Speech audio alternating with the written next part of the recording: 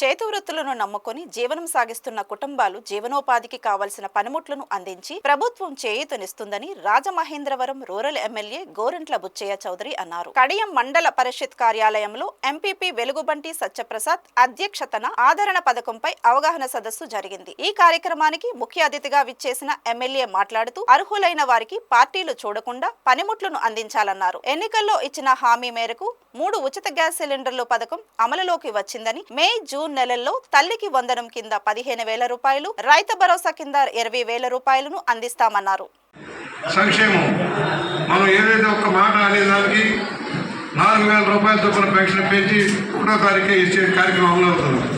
13 రకాల పెన్షన్లు 4,000 నుంచి 15,000 రూపాయల దాకా, పూర్తిగా మంచాన పడిపోయిన వాళ్ళకి 15,000 రూపాయలు ఇస్తున్నాం.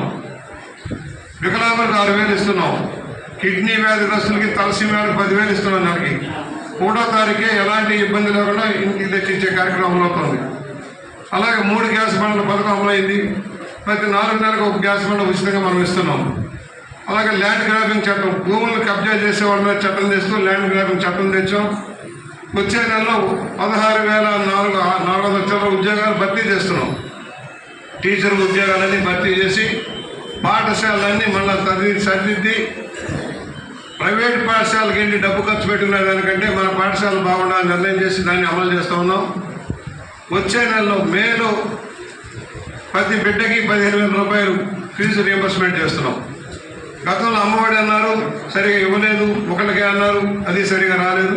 ఇప్పుడు 2 బిడ్డలకి ప్రతి బిడ్డకి 15,000 రూపాయలు స్కూల్స్ తెచ్చే లోపల ఇవ్వాలని నిర్ణయించారు. మేలో మీరు ఎవరో రూపాయి ఖర్చు పెట్టకుండానే మీ బిడ్డలు ఎంతమంది ఉన్నారో అంతమందికి కూడా స్కూల్కి, కళాశాలకి డబ్బులు అయిపోతున్నారు. అలాగే రైతు రుణమాఫీ చేసేదాని కోసం ఆ గతంలో చర్యలు తీసుకున్నాం.